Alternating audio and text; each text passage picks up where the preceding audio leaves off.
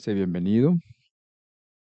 Hoy vamos a continuar con el tema de la semana pasada. Veo muchas caras que sí estuvieron la semana pasada y me alegro por ello, gracias a Dios. Y el tema de hoy es igualmente importante. El énfasis es distinto, los textos son muy similares, pero el énfasis es distinto. Y vamos a encontrar nuestros textos nuevamente en la segunda carta de Corintios, capítulo 5 y un poquito del capítulo 6. Vamos a leer, vamos a empezar con el primero, que es un poquito lo que hablamos la semana pasada. No vamos a profundizar en ello, porque para eso está lo que hablamos la semana pasada.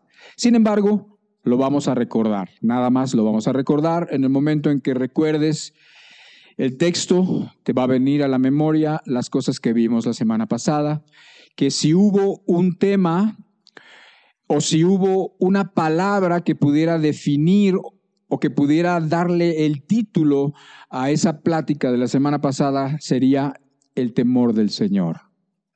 Serían dos. Sería uno, reconciliados con Dios, que es el tema principal y que hoy vamos a ver más. Y pudiéramos poner que la primera parte es el temor del Señor. Eso lo vimos la semana pasada y ahora vamos a recordar el versículo que leímos en 2 Corintios 5, 10, 11. Dice así: porque es necesario que todos nosotros comparezcamos ante el tribunal de Cristo, para que cada uno reciba según lo que haya hecho mientras estaba en el cuerpo, sea bueno o sea malo. Conociendo pues el temor del Señor, persuadimos a los hombres. ¿Ya recordaste? ¿Ya recordaste el tema? Esto nos pone en el ambiente o en el contexto por qué es tan importante todo lo que sigue. Y la razón es porque inevitablemente cada uno de nosotros y cada una de las personas que ha vivido en el mundo va a estar delante de Dios y va a dar cuentas de sus acciones, de sus palabras, de sus pensamientos, de sus intenciones, de todo. Y por cuanto eso va a suceder sí o sí, entonces dice que eso pone en nosotros un temor reverente, un temor saludable, ya lo hablamos. Y de esa manera, no solamente nosotros respondemos al llamado de Dios y al Evangelio, sino que persuadimos a otras personas para que también respondan al llamado del Evangelio. Todos ustedes, todos nosotros y todos en general somos llamados. Y sin embargo, no todos van a hacer caso al Evangelio. No todos van a hacer caso y muchos van a preferir quedarse en donde están, van a preferir quedarse en sus pecados, en la relación que saben que no deberían de tener, en los rencores que saben que tienen y no deberían tener y muchas cosas. Y prefieren quedarse ahí. Bueno, por eso dice persuadimos. Persuadimos es, o tratamos de persuadir, es como si insistieras a una persona, es como si dijeras, pero de veras, pero es que te puedes morir hoy, es que te puede pasar algo, es que vas a salir de vacaciones o es que vas a ir allá y es que has visto cuántos accidentes y es que has visto cuántas cosas pasan y la verdad es que nuestra vida está en las manos de Dios. O sea, una persona puede estar hoy muy sana y mañana morirse. Uno piensa, bueno, es que mi mamá o mi abuela tiene 87 años y bueno, pues ya está en edad de morirse. Sí, pero a lo mejor ella va a vivir y tú, que tienes 30 o que tienes 35, eres quien le sigue. ¿Por qué? Porque no sabemos cuándo iremos precisamente a comparecer ante el tribunal de Cristo. Ese es el contexto por lo cual hablábamos de el temor del Señor la semana pasada y por lo cual ahora vamos a hablar lo que sigue. Pero vamos a ponerlo delante de Dios, le pedimos al Señor que nos bendiga como lo está haciendo, que nos acompañe como está en medio de nosotros. La Escritura es clara y dice que si invocamos y 2 o 3 nos ponemos de acuerdo para invocar su nombre, el Señor viene. El Señor está aquí, y si tú necesitas hablar con Él, si tú necesitas cualquier cosa, el Señor está aquí y quiere bendecirnos, cualquiera que sea la forma de esa bendición. Esa bendición puede ser reprendiéndote, o puede ser consolándote, o puede ser lo que sea necesario. Señor, te pedimos que estés con nosotros. Y te pedimos que continúes con nosotros y que tu Espíritu Santo pueda hablar por medio de las Escrituras. Y que se entienda todo muy bien. Y te lo pedimos en el nombre de Jesús. Amén. Ahora vamos a pasar al próximo texto que está en 2 Corintios capítulo 5, verso 17. Y de ahí nos vamos a seguir hasta el capítulo 6. Pon mucha atención, no es que esté muy difícil de entender, pero hay muchas cosas importantes. Vamos a entenderlo y después lo iremos desmenuzando poco a poco. Dice el verso 17, de modo que si alguno está en Cristo, nueva criatura es. Las cosas viejas pasaron, he aquí todas son hechas nuevas. Y todo esto proviene de Dios, quien nos reconcilió consigo mismo por Cristo y nos dio el ministerio de la reconciliación. Que Dios estaba en Cristo reconciliando consigo al mundo, no tomándoles en cuenta a los hombres sus pecados, y nos encargó a nosotros la palabra de la reconciliación. Así que somos embajadores en nombre de Cristo, como si Dios rogase por medio de nosotros, os rogamos en nombre de Cristo, reconciliaos con Dios.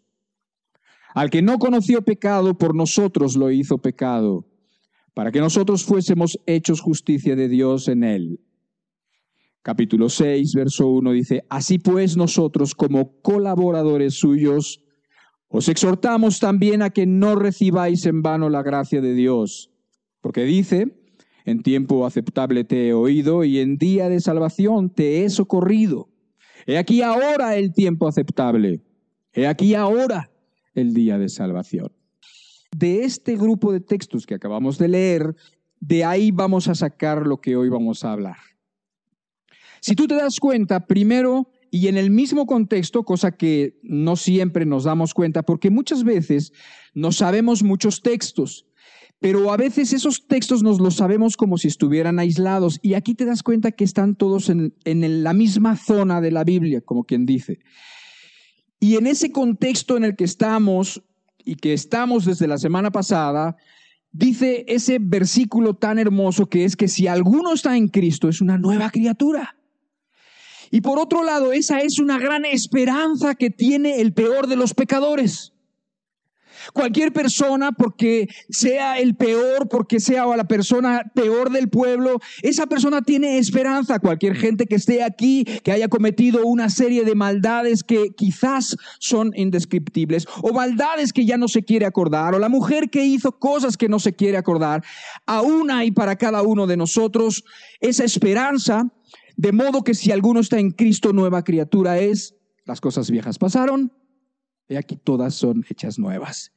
O sea, eso es el resultado de que una persona se reconcilie con Dios. No solamente la persona va a librar su alma del infierno, sino que además la persona tiene esa facultad que Dios le ha dado, ese poder que Dios le ha dado de ser un hijo suyo. ¿Te das cuenta? Mucho que ser salvados y además mucho que obtener cuando estamos con Cristo. Es mucho lo que Dios ha hecho por nosotros y la vida es totalmente distinta cuando una persona está en Cristo y cuando una persona no está en Cristo. Es totalmente distinta. Es como si fuera una criatura y otra criatura distinta. Eso no puede hacerlo nadie. Nadie puede convertir un ratón en león. Nadie puede hacer eso. Nadie puede convertir un puerco en un perro. Nadie puede hacer eso. Pero Dios puede convertir en una vieja criatura, un pecador y una persona que solamente vivía para sí mismo, en un hijo de Dios.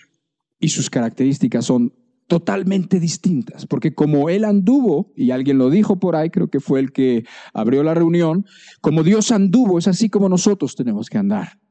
¿Sí me entienden? O sea, es muy distinta la nueva criatura a la antigua criatura. Entonces, no solamente tenemos la motivación del temor, la que nos hace persuadir a los hombres que se reconcilien con Dios, sino que también tenemos ese regalo que está ahí para todas las personas, para el peor de los pecadores, para el que ha hecho atrocidades y cosas malísimas. Ahí está la gracia suficiente y para que su vida sea transformada en una vida agradable a Dios. Entonces, el mensaje, reconciliados con Dios, es importantísimo. Todos deberíamos no solamente reconciliarnos con Dios, sino persuadir a las demás personas a que se reconcilien con Dios. Y dice aquí el verso que somos embajadores. También un poquito vimos la semana pasada acerca de que somos embajadores. Somos embajadores de Cristo. Como si Dios rogase por medio de nosotros, reconciliados con Dios, embajadores.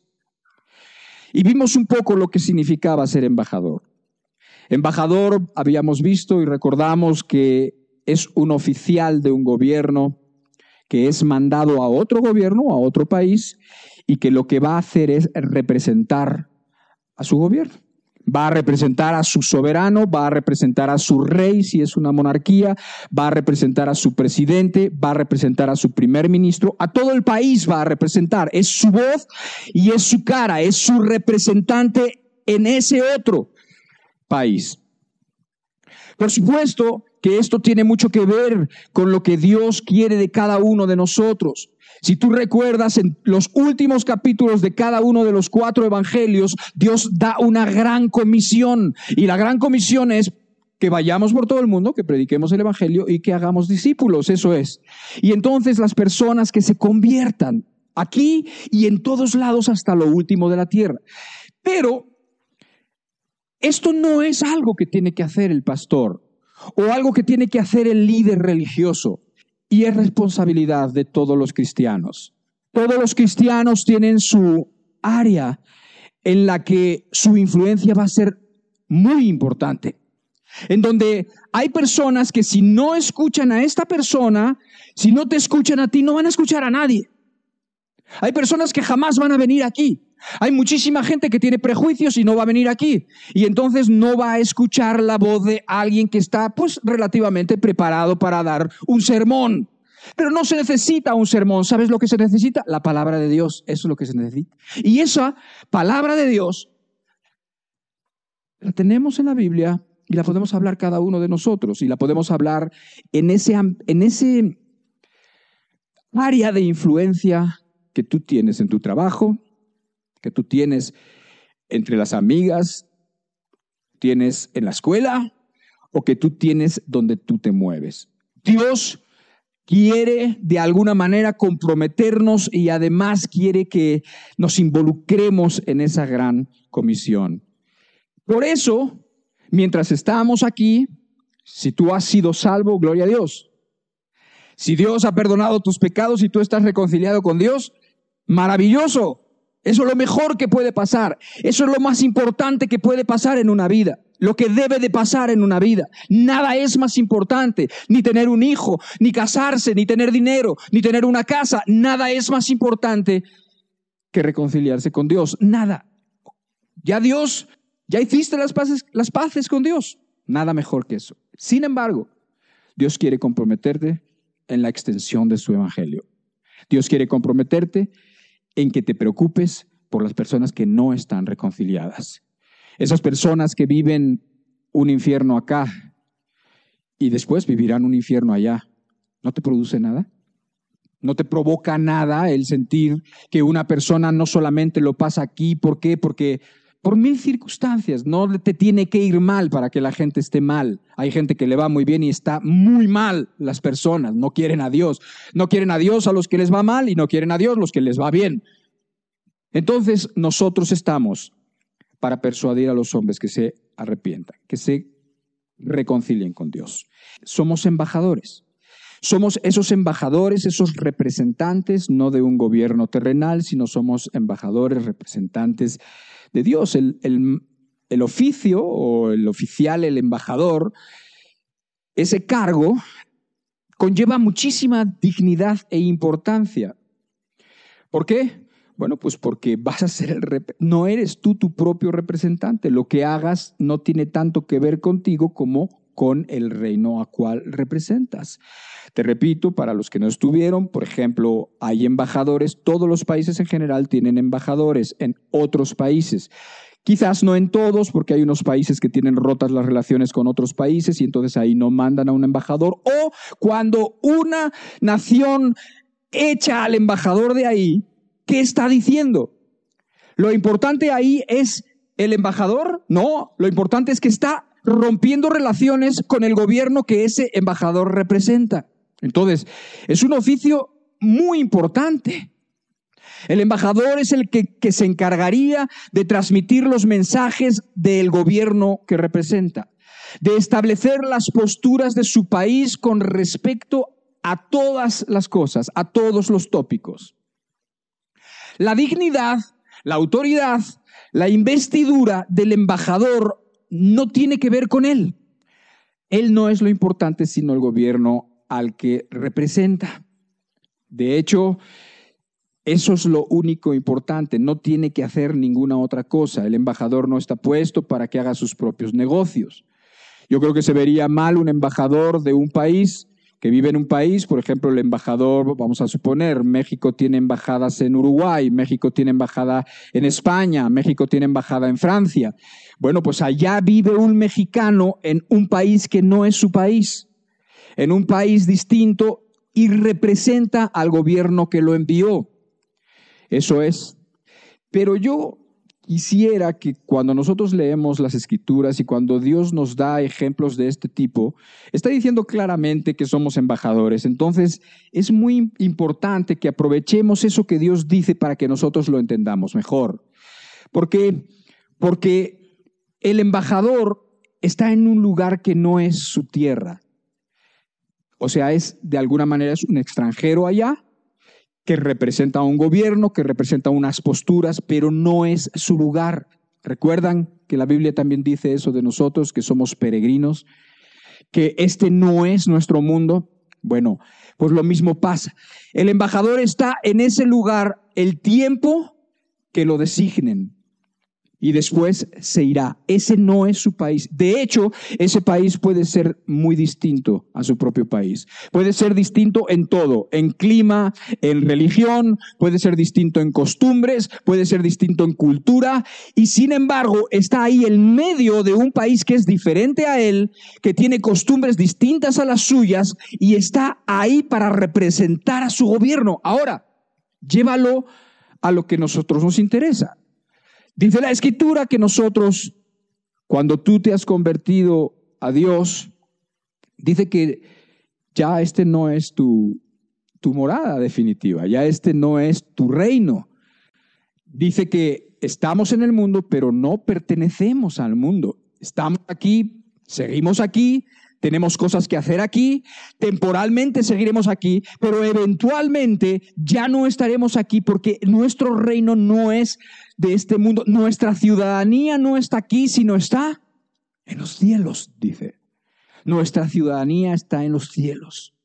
Y esto es muy importante porque si una persona realmente cree esto, no va a haber aflicción ni enfermedad ni persona que lo arrebate de esa bendición de ser hijo de Dios.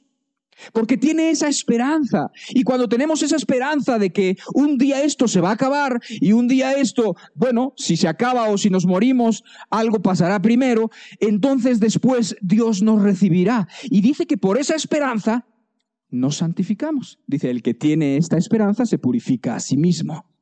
Eso es lo que dice la primera de Juan.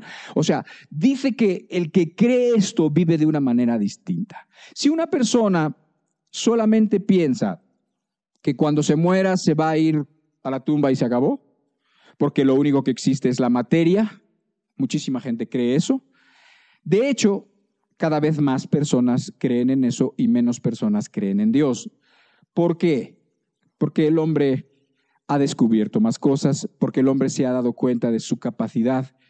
pero también se ha olvidado quién le dio esa capacidad y quién lo hizo a su imagen y semejanza. Y entonces se ha ensoberbecido el hombre y entonces como que la historia de Dios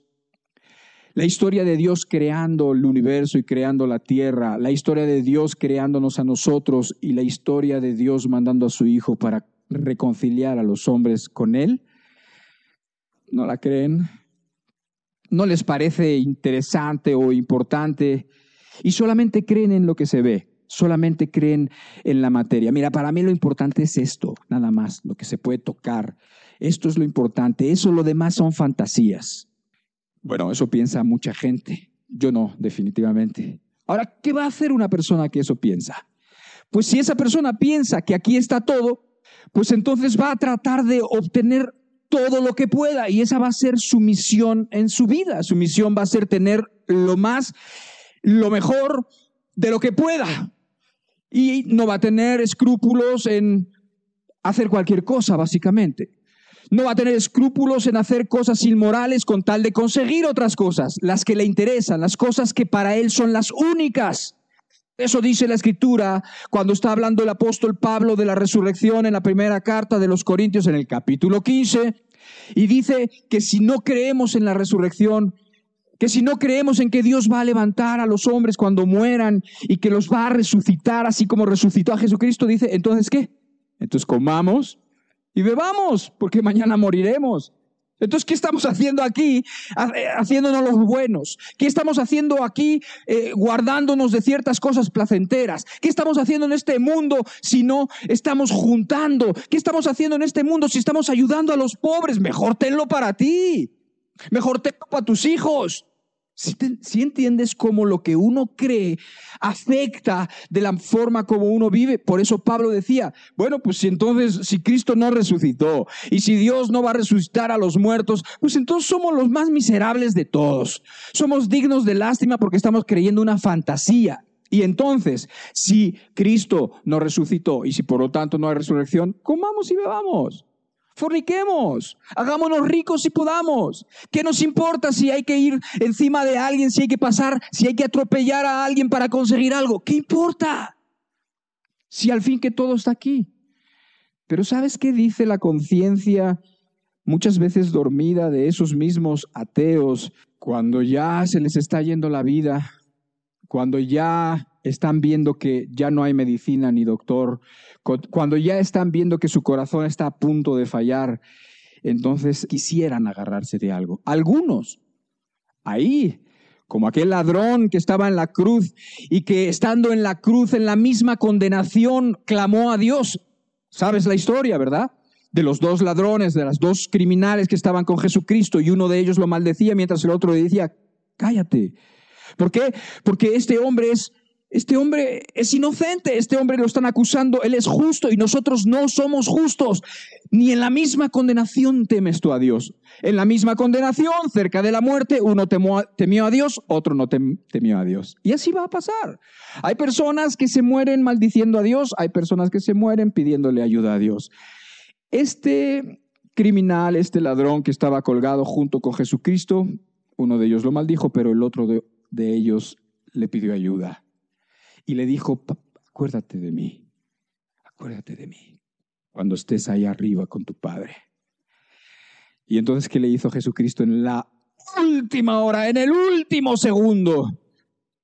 Dijo, sí, de cierto estarás conmigo en el paraíso. Hoy estarás conmigo en el paraíso. Entonces, yo veo cómo Dios extiende esa invitación cuando estamos sanos, cuando estamos contentos, cuando la vida nos sonríe, cuando la vida nos va mal, cuando tenemos enfermedades, cuando estamos cerca de la muerte, cuando estamos lejos de la muerte.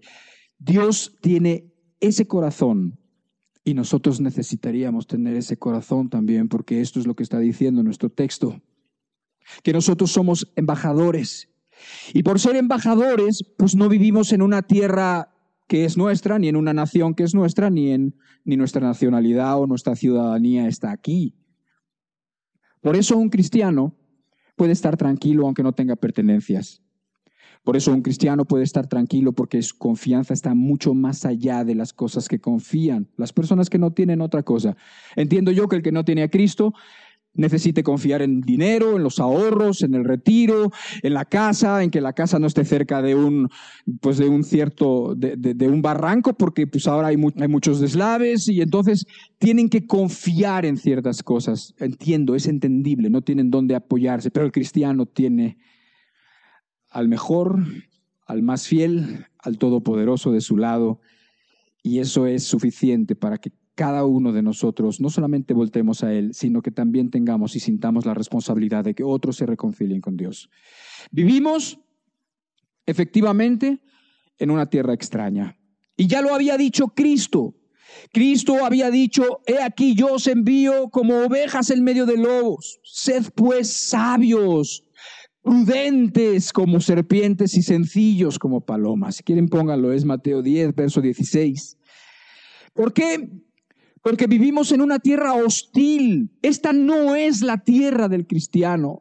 Y nosotros como embajadores somos los responsables de establecer y de dejar claras las posturas del gobierno que representamos.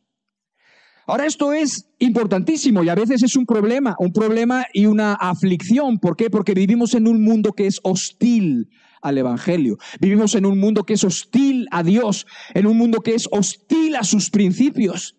Y sin embargo nosotros tenemos la responsabilidad, aunque estemos en medio de otras chicas que están en la escuela, o estemos en medio de otros familiares que tienen mucho dinero quizás, o estemos en medio de otras personas que son muy burlonas, nosotros ahí establecemos las posturas del reino que representamos.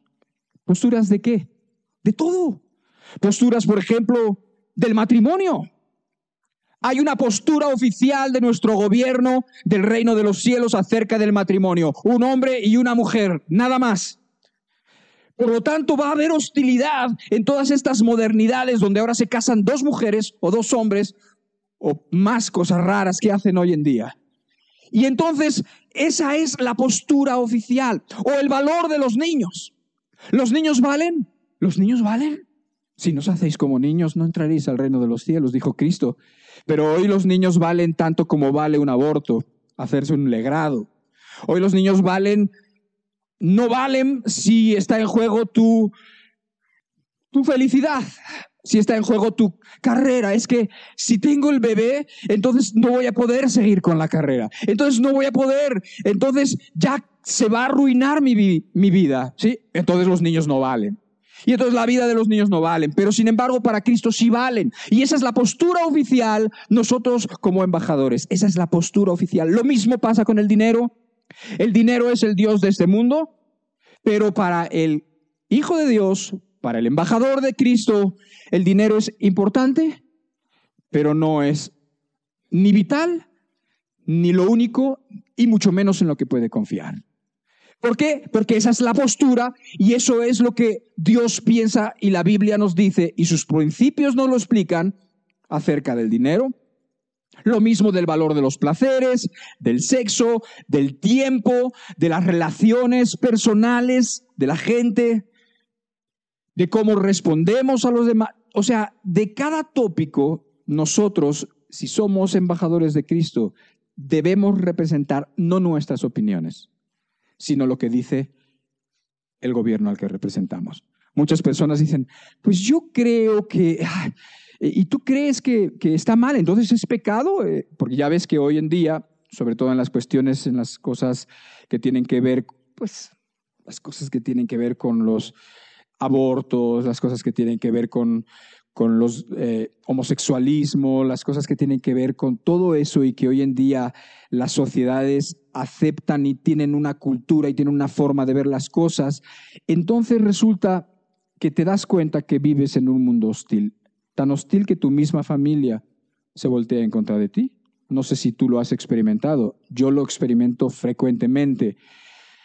Tus hermanos, tus tíos, tus primos o quien sea, terminan mirándote mal si están en una mesa o si están en un mismo lugar por las cosas que dicen. ¿Por qué? Porque tienen hostilidad con lo que dice el Evangelio. Su problema no es con el embajador, su problema son con las políticas del gobierno de este embajador al que está representando este embajador. ¿Entiendes la diferencia? No estamos aquí para dar nuestras opiniones.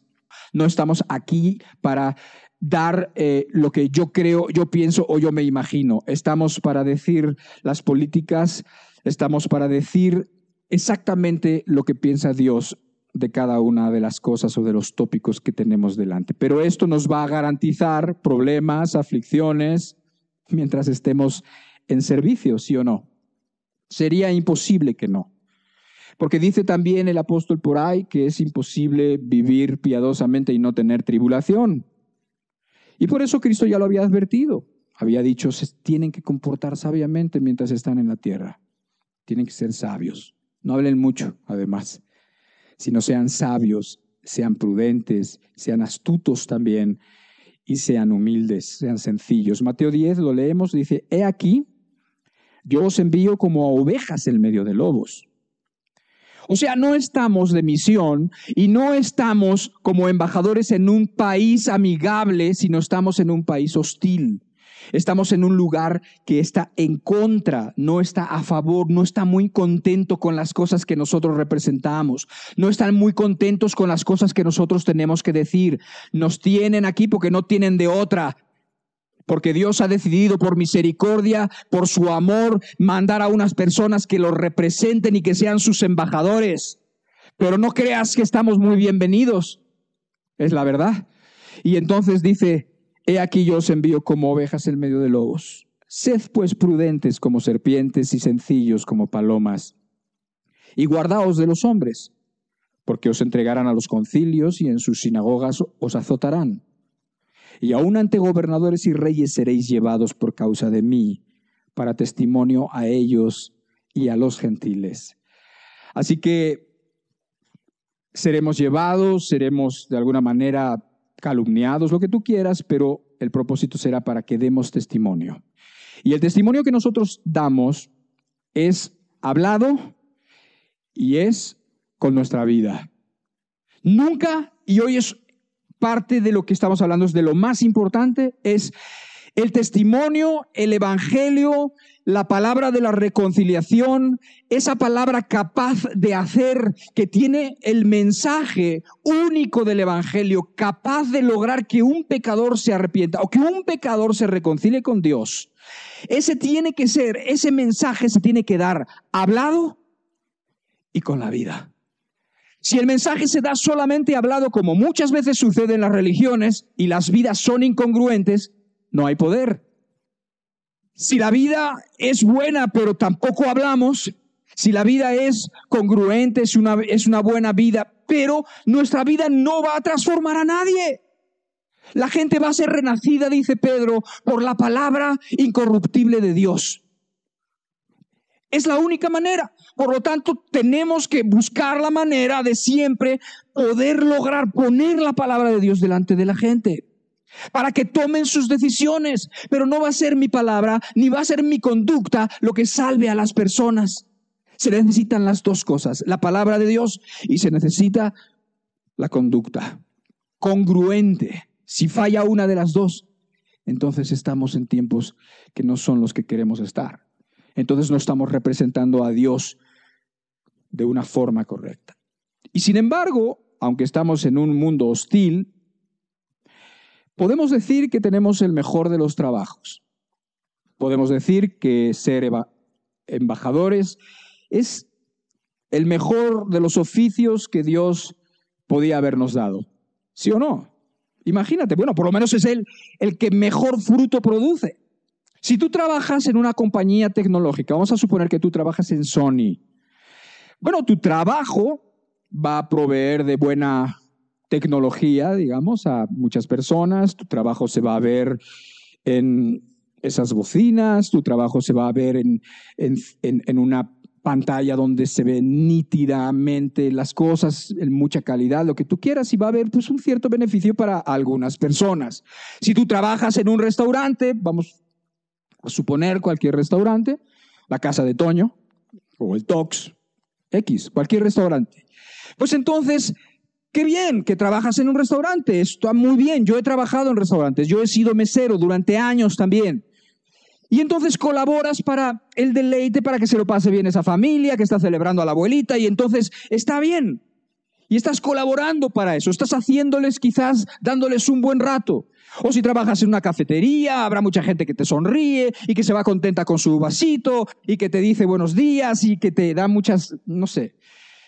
Y entonces, qué bien que contribuyas y que podemos contribuir a que las personas se sientan bien, tengan ánimo para trabajar y para hacer lo que tienen que hacer. O si haces ropa, pues algunas personas se beneficiarán de tu trabajo. O si haces muebles y los haces muy bien, pues cualquier persona se va a beneficiar precisamente de esos muebles y va a tener esos muebles robustos que le van a durar toda su vida y va a haber un beneficio. Sí, pero reconciliarse con Dios. ¿Y tú de qué trabajas? No, pues yo soy embajador. ¿Cómo? ¿Tú embajador? Bueno, o sea, soy embajador de Cristo. ¿Y qué hace un embajador de Cristo? Bueno, yo busco que la gente se reconcilie con Dios. Y si hago bien mi trabajo, la gente se reconcilia con Dios. ¿Hay algún fruto mayor que eso? ¿Hay alguna labor que tenga un fruto mayor que ese?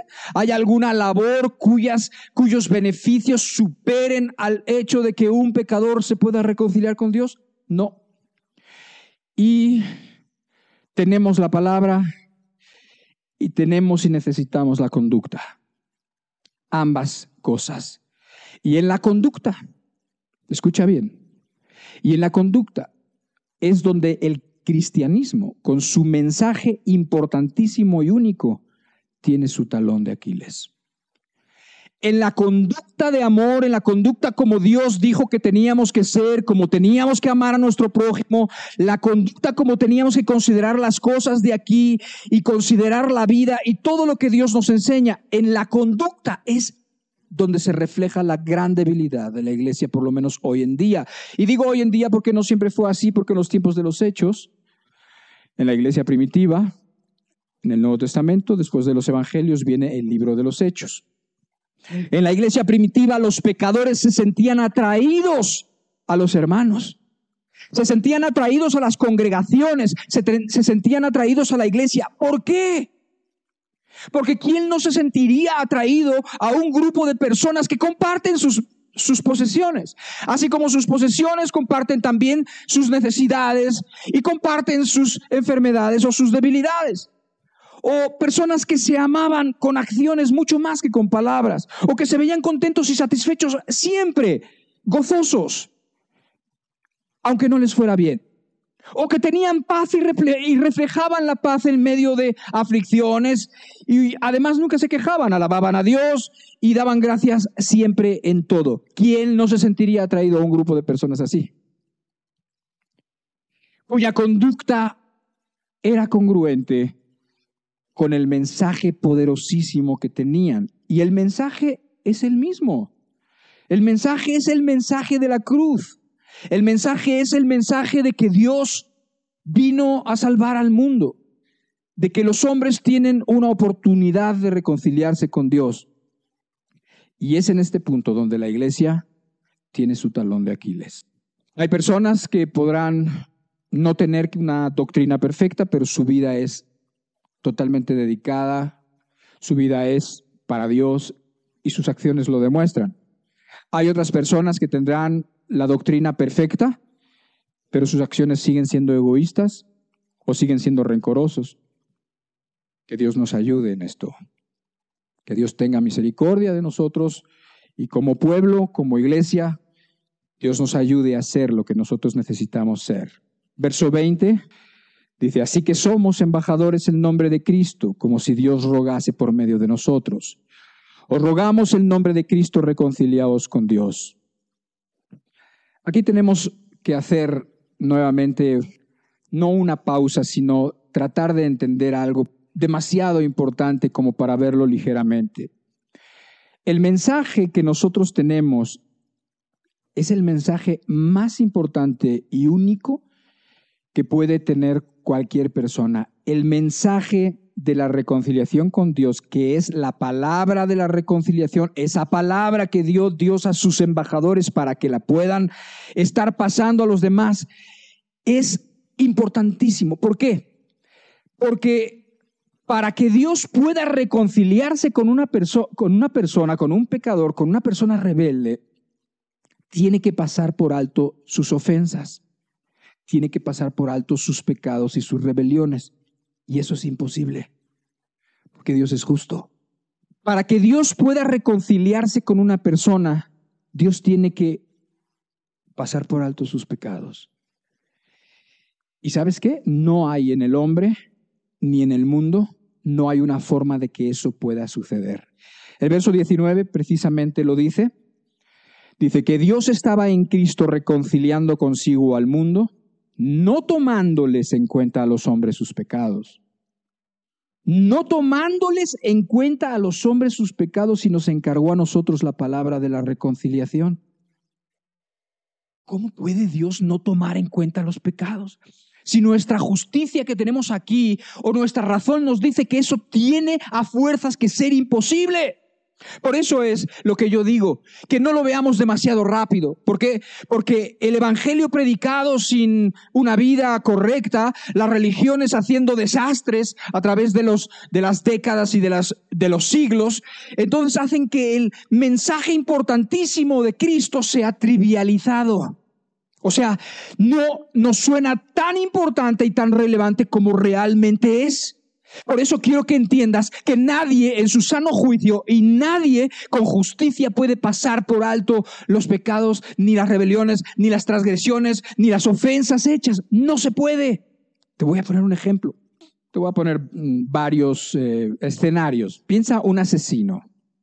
Piensa también en un ladrón o en un hombre con el que te casaste. Es hipotético, obviamente. Y piensa en que este asesino tocó lo que más querías.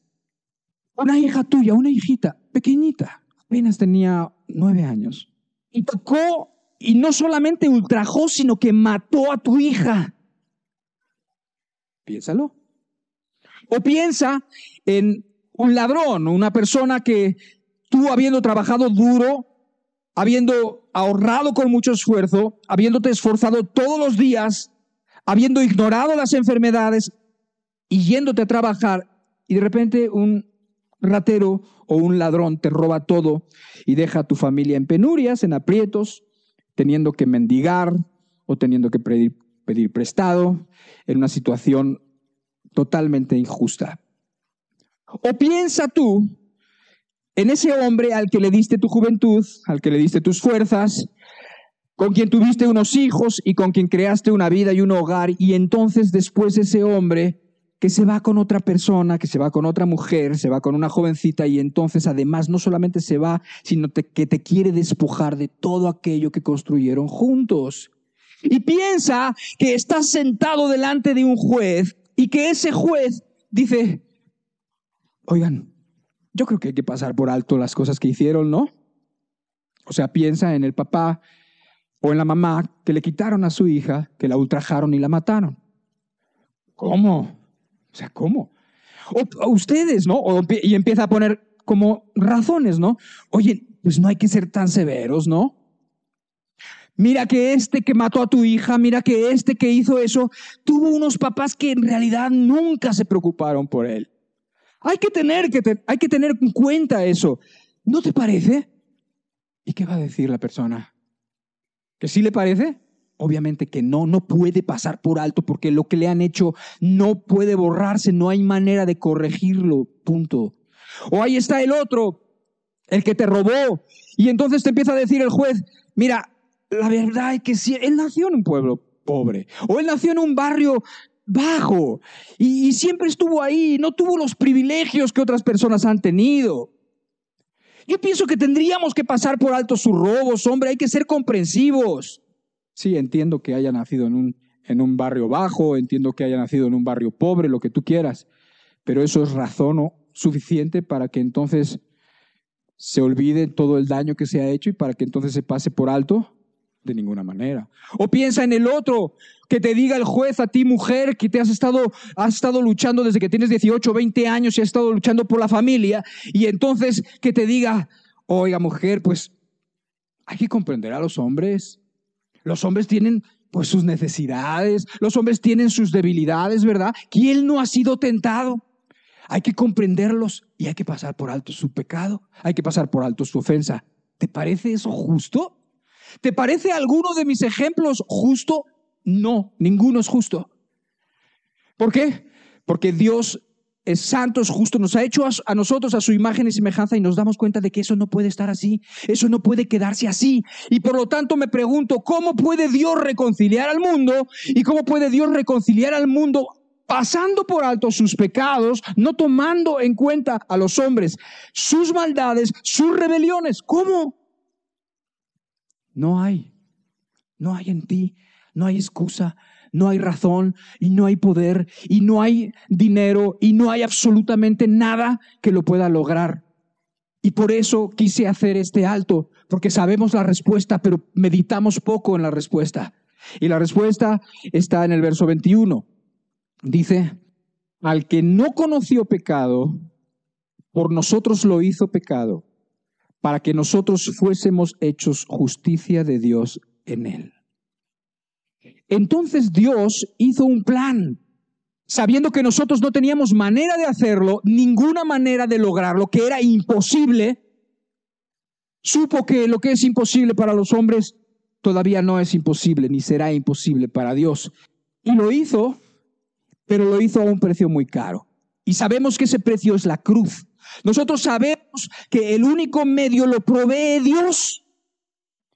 O sea, ese medio para que un hombre pueda reconciliarse con Dios es porque Jesús, que no conoció pecado, fue a la cruz y pagó por los pecados de los que sí habíamos conocido pecado, de los que sí habíamos hecho pecado, de los que nos habíamos regocijado en el pecado, y entonces hizo esa sustitución, y solamente por eso un pecador puede ser reconciliado con Dios, nada más.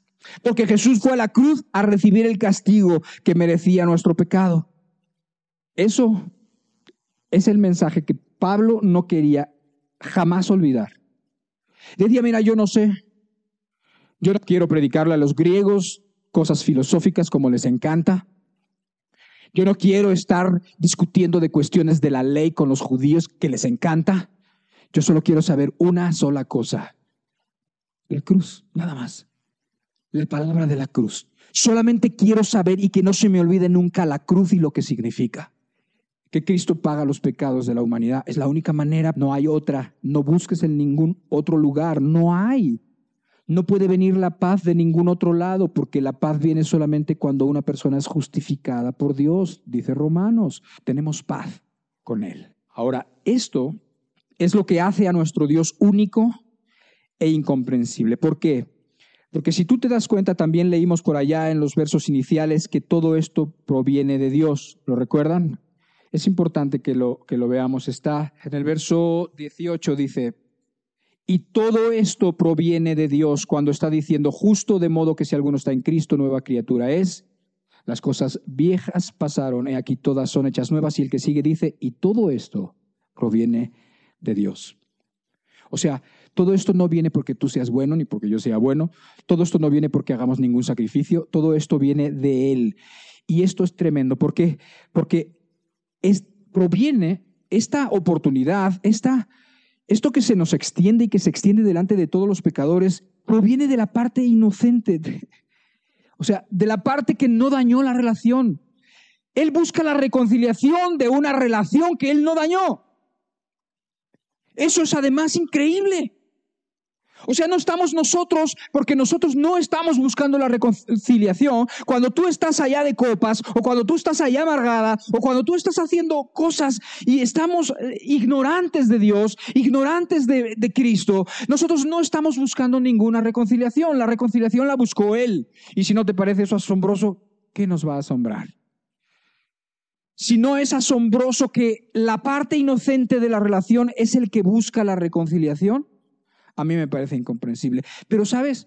Esto en los tiempos de Pablo era igualmente no entendido, porque decía que la palabra de la cruz para los judíos era tropiezo, y para los gentiles, o sea, para los griegos, los filósofos y todos ellos, era locura. No había manera de que ellos entendieran un Dios así. No había manera de que los judíos lo entendieran, pero nosotros sí lo entendemos. Y es muy importante que tú tengas claro lo que es la palabra de la cruz, porque te acostumbras. Mira, la gente lleva una crucecita aquí. La gente está acostumbrado a pasar por un altar y santiguarse. La gente está acostumbrado a ir, escuchar y ver 1000 veces las representaciones de Jesucristo en la cruz, pero no saben lo que significa, y mucho menos lo que significa con relación a su propia vida, a sus propios pecados, a su propio pasado. ¿Sí me entiendes? ¿Y sabes qué es lo más asombroso todavía? Que la mayoría de la gente lo rechaza. Que la mayoría de la gente no lo acepta. Por eso dice la Biblia: persuadimos a los hombres, insistimos a los hombres, rogamos como si fuera Dios mismo rogando por medio de sus embajadores. No puedo entender cómo una persona puede rechazar esta oferta. Quizás tú lo has rechazado en otros momentos, pero no entiendo cómo la gente sigue rechazando. Piensa en una persona que está detenida, que está encarcelada o que está sentenciada por unos fraudes que cometió y que esos fraudes son impagables. Esa persona ya está detenida, esa persona ya está encarcelada y esa persona no va a volver a ver la luz del día. Esa persona no va a salir de allá.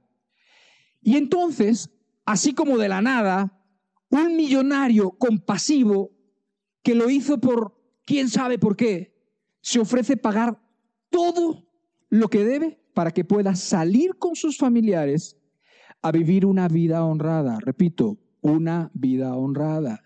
Como cuando Jesucristo le dijo a la mujer que había sido agarrada en pleno acto de adulterio y le pedían si le iban a matar o no. Y le dijo que, bueno, pues que la mate el que esté libre de pecado, que la mate. Y entonces se fueron y que le dijo a Jesús: vete y no peques más. Entonces, imagínate que esa persona, bueno, al principio va a pensar que está soñando, porque esas cosas no pasan. Y entonces va a decir que fulano de tal está dispuesto a pagar toda mi deuda. ¿Será cierto? No, que sí que es cierto, que es verdad. ¿Cuánto se va a tardar en decir que sí? ¿Cuánto habrá que rogarle para que eso sea una realidad? Para que diga: sí, por supuesto, pues no lo conozco, pues no sé qué decirte, pues no sé por qué lo habrá hecho. Y cuántas cosas provocará en su corazón, ¿verdad? Con respecto a ese desconocido que paga su deuda. Pero no habrá que insistirle nada. Esa persona aceptará la oferta sin más. Y sin embargo, no pasa lo mismo con Dios. No pasa lo mismo con el Evangelio. No pasa lo mismo con nuestro mensaje.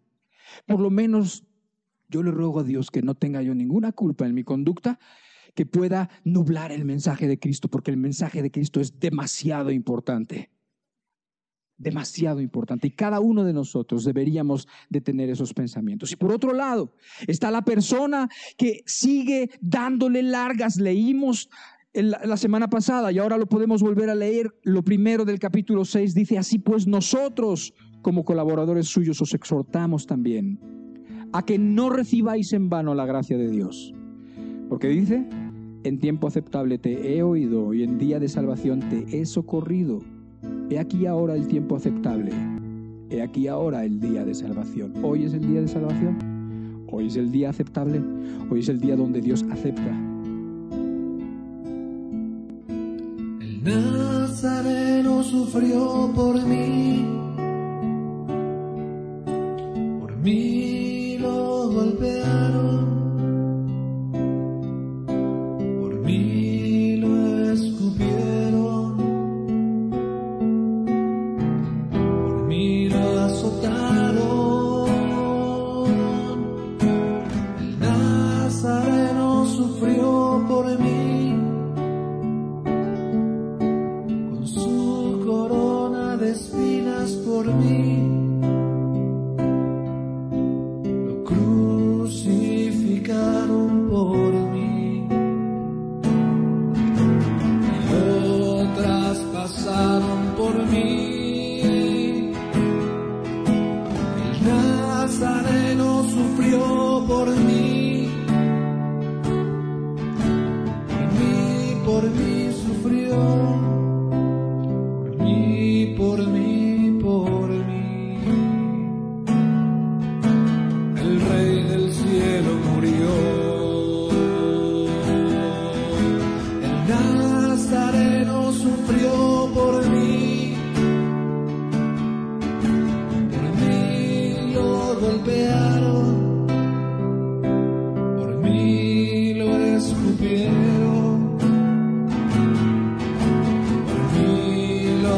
mataron. El Nazareno sufrió por mí, con su corona de espinas por mí. Lo crucificaron por mí y lo traspasaron por mí. El Nazareno sufrió por mí sufrió.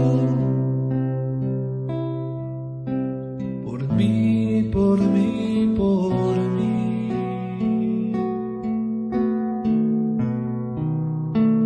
El Rey del cielo murió. El Nazareno sufrió por mí, con su corona de espinas por mí. Lo crucificaron